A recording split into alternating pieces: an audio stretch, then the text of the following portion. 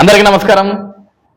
నాకు ప్రతిపక్ష హోదా ఇస్తేనే నేను అసెంబ్లీకి వస్తా, నన్ను ప్రతిపక్ష నాయకుడిగా గుర్తిస్తేనే నేను అసెంబ్లీకి వస్తా, అసెంబ్లీలో ముఖ్యమంత్రికి ఎంతైతే సమయం కేటాయిస్తారో మాట్లాడేదానికి ఒక ప్రతిపక్ష నాయకుడిగా ప్రతిపక్ష హోదాలో నాకు కూడా అంతే సమయం కేటాయిస్తేనే నేను అసెంబ్లీకి వస్తా, లేకుంటే నేను అసెంబ్లీకి రాను.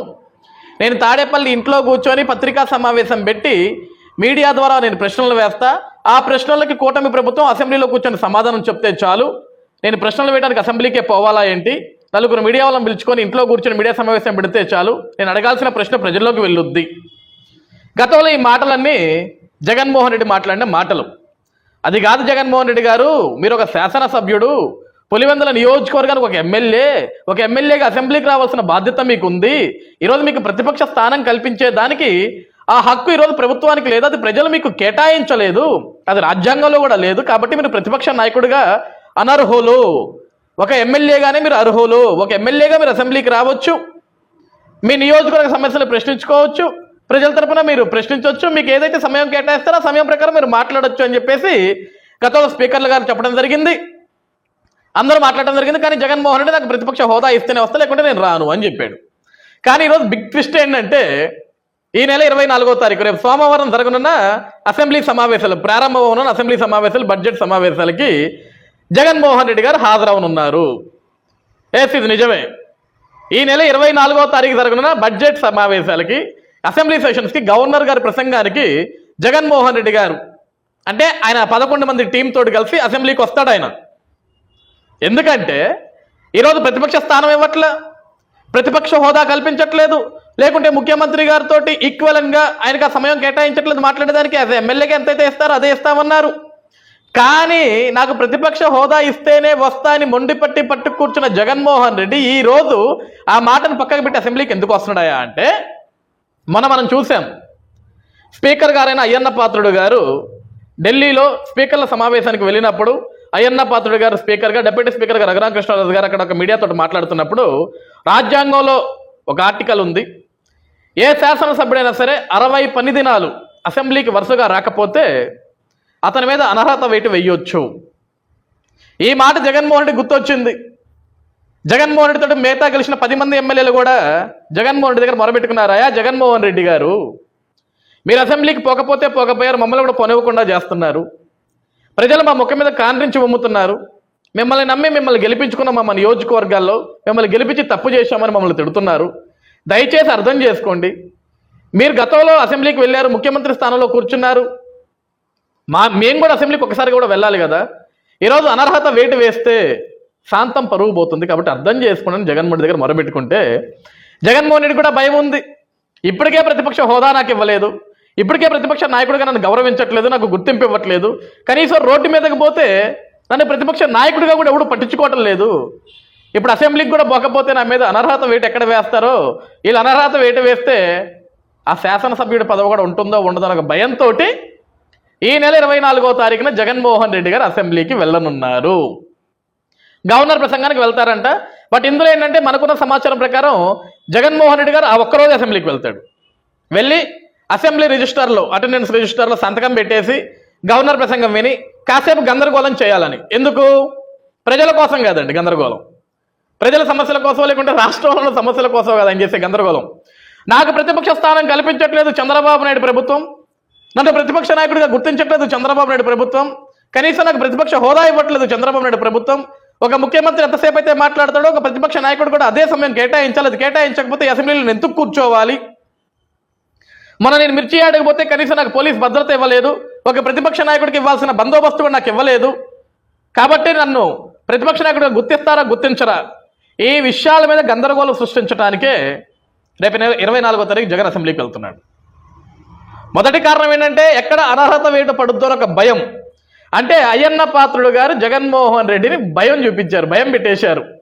జగన్ నువ్వు రాకపోతే నాకు పోయేదేమీ లేదు, ఆ ఉన్న పదవి కూడా పోతుంది నీకే, కాబట్టి అది మదిలో పుట్టుకొని నువ్వు అసెంబ్లీకి వస్తే నీకే మంచిది, రాకపోతే అది నీకు కర్మ అన్నట్లుగా ఆ రోజు అయ్యన్న పాత్రుడు గారు చెప్పారు. కాబట్టి అయ్యన్న పాత్రుడు గారి మాటలకి కొంచెం జగన్ ఎక్కడో జంకాడు. లేనిపోతే అనర్హత వేటు పెడితే నాకు ఎందుకు ఈ బాధ, నా పక్కన 10 మంది ఎమ్మెల్యేలు కూడా వెళ్ళిపోయారు అనుకో, సొంటిగా ఒంటికొమ్ముగా మిగిలిపోతానేమో అన్న భయం, ఆ భయంతో జగన్ అసెంబ్లీకి వెళ్తున్నాడు. కాబట్టి ఏం జరుగుతుందో మనం కూడా చూద్దాం. 24వ తారీఖున జగన్ అసెంబ్లీకి వెళ్తున్నాడు. అసెంబ్లీలో జగన్ ఏం మాట్లాడున్నాడు, అసెంబ్లీలో జగన్ ఏ విధంగా గందరగోళం చేయనున్నాడు, అసలు అసెంబ్లీలో జగన్ ఏం మాట్లాడబోతున్నాడు, జగన్ మాట్లాడితే ఏ విధంగా ఉంటుందని పులివెందుల ప్రజలతో పాటు ఆంధ్రప్రదేశ్ రాష్ట్ర ప్రజలు కూడా చూడటానికి సిద్ధంగా ఉన్నారు. అసలు జగన్ ఏం మాట్లాడబోతున్నాడు, అసెంబ్లీలో జగన్ ఏం చేయబోతున్నాడు, 24వ తారీఖు దాకా వెయిట్ చేద్దాం, చూద్దాం.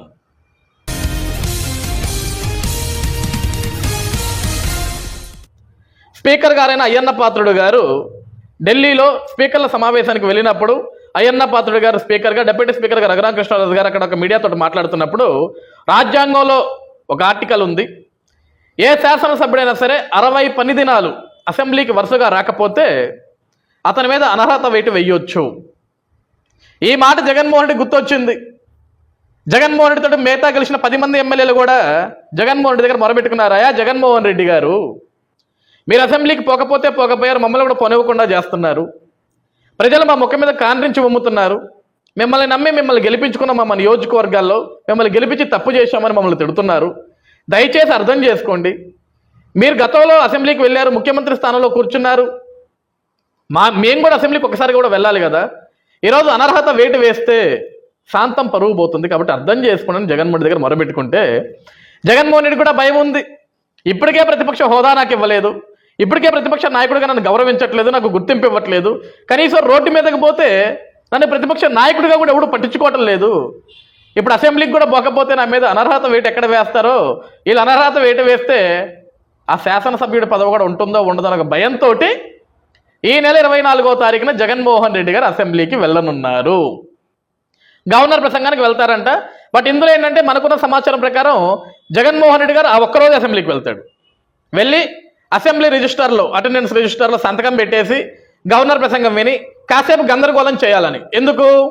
ప్రజల కోసం కాదండి గందరగోళం, ప్రజల సమస్యల కోసం లేకుంటే రాష్ట్రంలో ఉన్న సమస్యల కోసం కదా ఆయన చేసే గందరగోళం.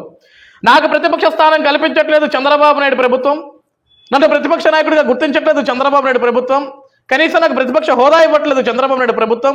ఒక ముఖ్యమంత్రి ఎంతసేపు అయితే మాట్లాడతాడో ఒక ప్రతిపక్ష నాయకుడు కూడా అదే సమయం కేటాయించాలి, అది కేటాయించకపోతే అసెంబ్లీలో నేను ఎందుకు కూర్చోవాలి, నేను మిర్చి ఆడకపోతే కనీసం నాకు పోలీస్ భద్రత ఇవ్వలేదు, ఒక ప్రతిపక్ష నాయకుడికి ఇవ్వాల్సిన బందోబస్తు కూడా నాకు ఇవ్వలేదు, కాబట్టి నన్ను ప్రతిపక్ష నాయకుడిగా గుర్తిస్తారా గుర్తించరా, ఈ విషయాల మీద గందరగోళం సృష్టించడానికే రేపు 24వ తారీఖు జగన్ అసెంబ్లీకి వెళ్తున్నాడు. మొదటి కారణం ఏంటంటే ఎక్కడ అనర్హత వేటు పడుద్దో ఒక భయం. అంటే అయ్యన్న పాత్రుడు గారు జగన్మోహన్ రెడ్డిని భయం చూపించారు, భయం పెట్టేశారు. జగన్ నువ్వు రాకపోతే నాకు పోయేదేమీ లేదు, ఆ ఉన్న పదవి కూడా పోతుంది నీకే, కాబట్టి అది మదిలో ఉట్టుకొని నువ్వు అసెంబ్లీకి వస్తే నీకే మంచిది, రాకపోతే అది నీకు కర్మ అన్నట్లుగా ఆ రోజు అయ్యన్న పాత్రుడు గారు చెప్పారు. కాబట్టి అయ్యన్న పాత్రుడు గారి మాటలకి కొంచెం జగన్ ఎక్కడో జంకాడు. లేనిపోతే అనర్హత వేటు పెడితే నాకు ఎందుకు ఈ బాధ, నా పక్కన 10 మంది ఎమ్మెల్యేలు కూడా వెళ్ళిపోయారు అనుకో, సొంటిగా ఒంటి కొమ్ముగా మిగిలిపోతానేమో అన్న భయం, ఆ భయంతో జగన్ అసెంబ్లీకి వెళ్తున్నాడు. కాబట్టి ఏం జరుగుతుందో మనం కూడా చూద్దాం. 24వ తారీఖున జగన్ అసెంబ్లీకి వెళ్తున్నాడు, అసెంబ్లీలో జగన్ ఏం మాట్లాడున్నాడు, అసెంబ్లీలో జగన్ ఏ విధంగా గందరగోళం చేయనున్నాడు, అసలు అసెంబ్లీలో జగన్ ఏం మాట్లాడబోతున్నాడు, జగన్ మాట్లాడితే ఏ విధంగా ఉంటుందని పులివెందుల ప్రజలతో పాటు ఆంధ్రప్రదేశ్ రాష్ట్ర ప్రజలు కూడా చూడటానికి సిద్ధంగా ఉన్నారు. అసలు జగన్ ఏం మాట్లాడబోతున్నాడు, అసెంబ్లీలో జగన్ ఏం చేయబోతున్నాడు, 24వ తారీఖు దాకా వెయిట్ చేద్దాం, చూద్దాం.